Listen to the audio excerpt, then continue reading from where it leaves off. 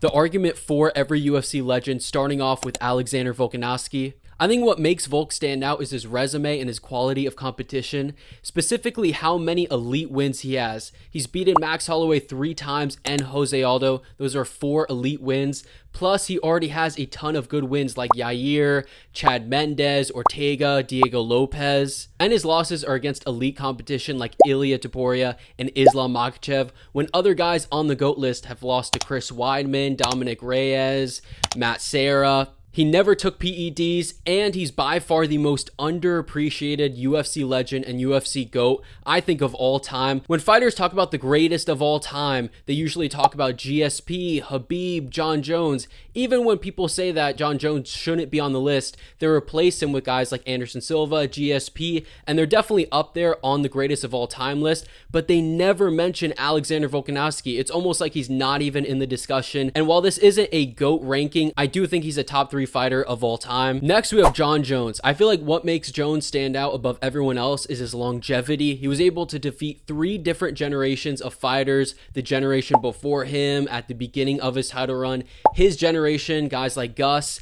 and the new generation with guys like Ciryl Gane. While many of us don't think that he won every single fight, to not lose for that long is pretty impressive and against high-level competition. And I think if you're making the case that Jon Jones is the greatest of all time, you have to go with the argument that everyone else is on PEDs. So many other fighters take PEDs where you still have to count the wins, like the DC rematch. And if you're doing a not natural GOAT list, he probably would be number 1 because you have to count his elite wins like finishing Gus in the rematch, knocking out Daniel Cormier in the rematch, and submitting Gane in 1 round where I know heavyweights aren't that skilled, but he did go 5 close rounds with Francis Ngannou before that, so it still was an impressive win. So if you can look past the PEDs, the steroids, he probably is the greatest of all time. Next up, we have Khabib. Now, what made Khabib stand out above everyone else is his dominance. Now, he did have some good wins before he got the title, but what made Khabib stand out is how dominant he was in the cage. He never bled, and we never really saw him in a vulnerable position. Was he as well-rounded as some of the other guys on this list? Not really, but it didn't matter because he was able to get his opponents down, wear them out, and eventually finish them. And if you're saying that he's the greatest of all time, you have to go with, while he didn't face the best of the best, he didn't face guys like Oliveira, Arman Tsarukyan, even Islam Makhachev, Kamaru Usman, you believe that he would have beat those guys because of what he did to Justin Gaethje, Dustin Poirier, and Conor McGregor. So if you're calling Khabib the greatest of all time, it's purely just on skills and his dominance. Next up, we have Demetrius Johnson, and his argument would be title defenses. I believe he has the record for 11 title defenses, the most in UFC history. And the whole reason guys get to the UFC is to win fights before the title, get the title, and defend it as much as possible. And Demetrius Johnson did that in the most perfect way possible. And while not against elite competition, we can argue about lighter man skill. Guys at flyweight are usually much more skilled than guys at heavyweight, 205, and other heavier weight classes. His losses aren't bad either. He lost to Henry Cejudo in the rematch, but most people think he won. And even though he lost, it's still 1-1, and they never had the third fight.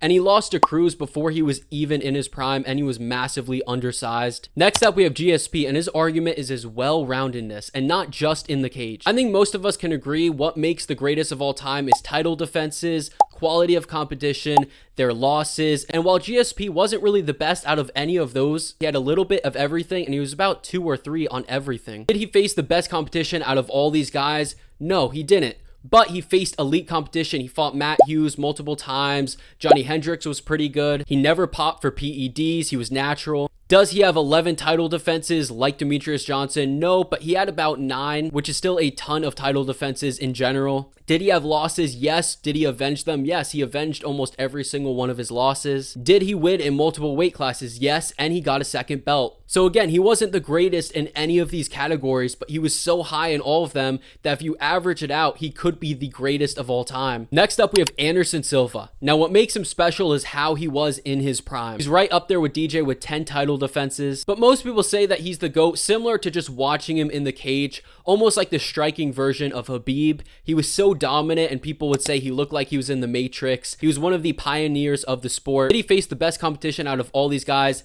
Definitely not, but he made easy work out of most of the guys that he fought during his reign. Most of his losses were him out of his prime, and the first fight with Weidman was kind of a fluke, and he just got unlucky in the rematch. Next up is Kamaru Usman. The amount of good wins he has is absolutely insane. His wins before he even got the title were amazing. Leon Edwards, Sean Strickland, Damian Maia, RDA, all before he even got the belt.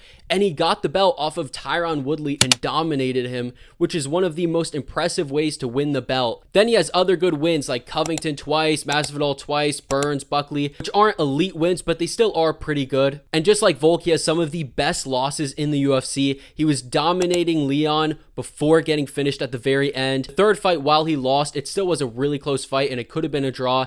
And he took Hamza on 10 days and it arguably was a draw. And he still didn't look bad in that fight. Next up, Jose Aldo. The quantity of wins is absolutely insane for Jose Aldo. Before even getting to the UFC, he beat Cub Swanson, Uriah Faber. And in the UFC, he beat Mendez twice, Frankie Edgar twice, TKZ.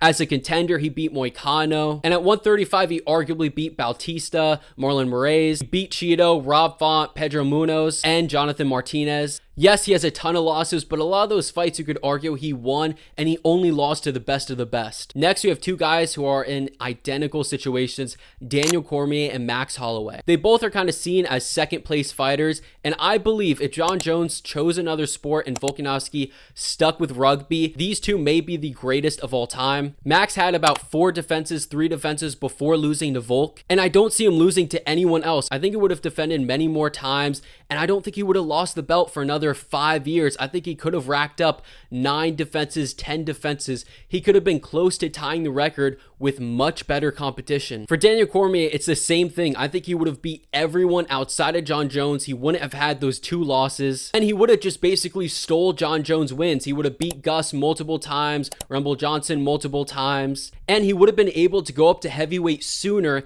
and fight Stipe. Even though he did beat Stipe, he lost the trilogy partially because he was very old. I think he was 40. And if the second and third fight were a few years earlier, he probably could have won those and been dominant in both weight classes. But yeah, let me know what you think. Let me know who you think is the GOAT, what you disagree with.